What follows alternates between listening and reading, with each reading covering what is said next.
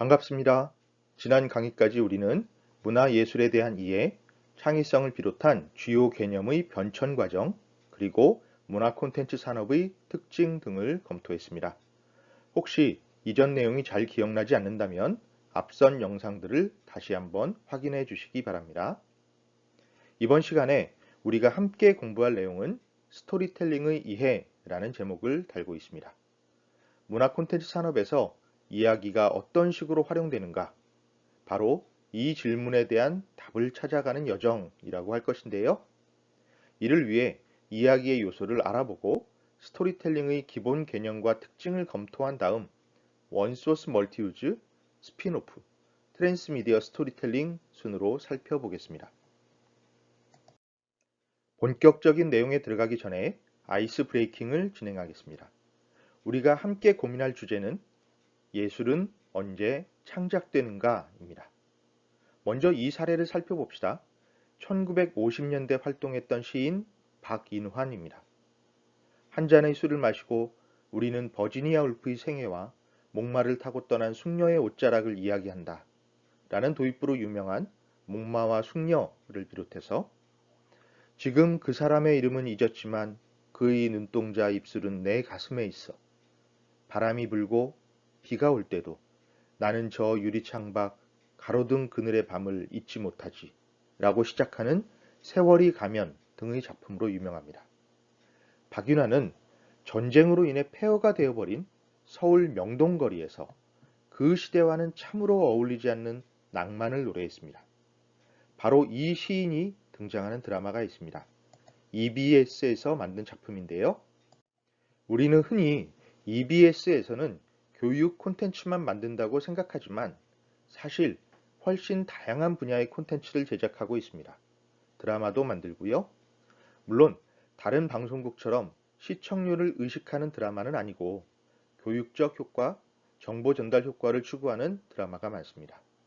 앞선 시간에 설명했던 공공적 이익을 추구한다고 볼 수 있겠는데요. 특히 문예 창작과 연결된 작품으로 문화사 시리즈라는 것이 있어요. 그 첫 번째 작품이 드라마 명동백작입니다. 명동백작은 이봉구라는 소설가의 별명인데요. 한국전쟁 직후 유일한 번화가였던 명동거리에서 자주 만났던 문인들의 이야기를 수필처럼 또 소설처럼 쓴 작품들을 모아서 묶은 책의 제목이기도 합니다.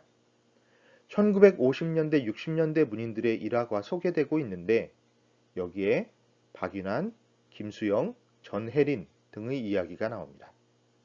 참고 자료로 링크를 걸어둔 것은 박윤환이 시 세월이 가면을 창작했던 날의 에피소드입니다. 폐허가 되어버린 명동, 화려한 불빛은 모두 사라졌고 고단한 삶의 무게를 짊어진 사람들이 발걸음을 옮깁니다. 이 거리의 한 구석, 허름한 선술집에서 박인환은 시를 썼고 그의 친구는 곡을 붙였고 옆자리에 있던 가수가 노래를 불렀습니다. 그렇게 탄생한 작품이 세월이 가면이지요. 어떤 사람은 이 작품을 현실 도피적이라고 비난하기도 했지만 근래에는 현실 인식만큼이나 낭만성도 중요한 개념이라는 재평가가 이루어지고 있습니다. 버거운 생계에 지친 사람들을 위로해 주기 때문이죠. 박인환의 시에서 사랑은 가고 과거는 남는 것이라고 했습니다. 이 부분이 노래로 만들어지면서 사랑은 가고 옛날은 남는 것이라고 바뀌었어요. 뭐 어떤 것이든 좋습니다. 누군가 떠난 자리에서 폐허로 변한 거리에서 삶에 치인 사람들 속에서도 예술 작품이 창작된다는 사실을 증명하고 있으니까요. 때로는 시가, 노래가, 사랑이 우리를 위로하는 법입니다. 다음으로 소개할 작품은 부에나비스타 소셜 클럽이라는 다큐멘터리입니다. 부에나비스타 소셜 클럽이란 상류층 사람들을 뜻하는데 영화 제목이기도 하고 쿠바의 전설적인 밴드 이름이기도 합니다. 쿠바는 오랫동안 제국주의 열강의 식민지 지배를 받았습니다. 지배자 중 하나가 미국이었고요. 여느 제국주의자들처럼 미국은 쿠바를 경제적 종속국으로 만들어 버립니다. 그 대가로 부정부패를 일삼았던 정부 권력자들에게 이권을 잔뜩 안겨줬고요. 대신 당시 미국에서는 마음껏 누리지 못했던 유흥산업을 이식시켜 놓습니다. 음주, 매춘, 도박 이런 나쁜 일들이 성행해요. 특히 쿠바의 수도 아바나에는 카지노들이 들어서게 됩니다. 유흥도 산업인지라 경제는 호황을 이루죠. 카지노와 함께 도박꾼들이 묵을 호텔이 만들어집니다. 거기에서는 잠만 자는 게 아니라 도박에 참가하지 않는 사람들을 위한 공연이 이루어졌어요. 그러한 무대에서 공연을 했던 사람들, 가장 실력이 좋은 연주자들을 부에나비스타 소셜 클럽이라고 불렀습니다. 이 자체는 나쁠 것이 없는데 부정부패가 심해지다 보니 민중의 삶은 팍팍해지고 견딜 수 없는 지경이 되어 마침내 혁명이 일어나게 됩니다. 파스트로와 체 게바라가 쿠바 혁명을 성공시키지요. 그 이후 기존 정부 관료들은 모조리 숙청당합니다. 그러면서 쿠바는 안정을 되찾아요. 혁명 자체를 좋다 나쁘다 평가할 수는 없습니다. 하지만 쿠바 사회에 도움이 되었던 것만은 분명한 사실이에요. 무엇보다 종속적인 경제 구조에서 벗어나게 되었으니까요. 하지만 모든 일에는 밝은 면과 어두운 면이 함께 있는 법입니다. 혁명 이전에 호텔, 도박장, 쇼스테이지 등에서 일했던 음악가들이 일자리를 잃어버렸습니다. 부르주아에 복종하며 기생했다고 죄목을 붙여서 쫓아냅니다. 무대 위에서는 스타였던 사람들이 하루아침에 전락해버린 겁니다. 촉망받던 피아니스트는 발레 학원 반주자가 되고 이브라임이라는 가수는 길거리에서 구두를 닦고 또 다른 가수, 쿠바 최고의 여자 가수 오마라 포르투온도는 평범한 가정주부가 되죠. 그렇게 그저 그럭저럭 20년가량을 살아갑니다. 그 사이 쿠바에서도 개혁 개방이 이루어지고요. 외국인들이 찾아오면서 다시 관광산업이 개시됩니다. 바로 그 시기 독일의 영화감독 빈 벤더스가 쿠바로 찾아옵니다. 젊은 시절에 즐겨 듣던 쿠바 재즈의 사라진 연주자들을 찾아서 그가 예전 그 사람들을 다시 모아요. 그리고 함께 음반을 취입합니다. 그 음반의 제목도 당시 그들을 불렀던 이름인 부에나비스타 소셜 클럽을 그대로 따서 붙입니다. 그런데 음악을 녹음할 때 빈 벤더스 감독이 어렵게 녹음실을 구하고 연주자들을 모았는데 이 양반들이 오랜만에 만났으니까 노래는 안 하고 서로 얘기만 하고 있는 거예요. 빈 벤더스가 왜 연주를 안 하느냐고 물었더니 야, 이 사람아, 럼주 한 잔 안 마시고 무슨 연주를 하나? 그래서 럼주를 갖다 줍니다. 우리가 소주를 먹는 것처럼 쿠바에서는 럼주를 마시거든요. 얼큰하게 취하도록 술을 마셨는데 또 연주를 안 해요. 이유를 물으니까 이번에는 럼주를 마셨으면 시가도 피워야지. 그래서 시가도 갖다 줍니다. 한 대를 천천히 피우더니 이 할아버지 할머니들이 자, 그럼 이제 좀 놀아볼까? 그러고는 뚝딱뚝딱 조율을 하더니 연습한 법 없이 후딱 연주를 마무리해버립니다. 그것을 그대로 앨범에 담아요. 20년 동안이나 연주를 안 했는데 단박에 녹음을 할 정도로 이들은 음악에 완전히 빠져 살았던 거지요. 이 음반이 세계적으로 히트를 치면서 이분들이 다시 음악을 하게 됩니다. 세계 투어 공연을 다니고 심지어 적국이었던 미국의 카네기 홀에서도 연주를 해요. 한국에도 몇 번 왔는데 안타깝게도 저는 공연을 보지 못했습니다. 근데 그들의 공연을 본 사람들의 얘기에 따르면 정말로 감동적이었다고 하더라고요. 아까 얘기했던 발레 학원에서 피아노 반주를 했던 그 할아버지요. 그분이 고령이라 손이 막 떨립니다. 지팡이를 짚고 손을 부들부들 떨면서 스태프들의 부축을 받으면서 무대에 간신히 올랐다고 하네요. 그런데 손을 벌벌 떨던 그 사람이 연주를 시작하자마자 돌변해서 열정적으로 막 연주를 했답니다. 끝나고 나서는 다시 부들부들 부축을 받고 내려갔고요. 사실 제게 이들의 이야기가 왜 더 감동적이었냐면 제가 30살 무렵이었는데요. 작가가 되기는 했는데 과연 언제까지 활동할 수 있을 것인지 고민을 많이 했습니다. 그때 생활을 위해서 직장에 다니고 있었는데 이 일에 치이다 보니 영 창작할 여력이 없더군요. 다른 길을 찾아야 되나? 알량한 재능을 믿고 계속 창작을 하는 게 옳은가? 이렇게 회사원으로 살아갈 수밖에 없는 건 아닐까? 이런저런 고민 때문에 심란해서 회사에다가는 야근을 나간다고 거짓말을 하고 서울 종로 거리를 돌아다녔습니다.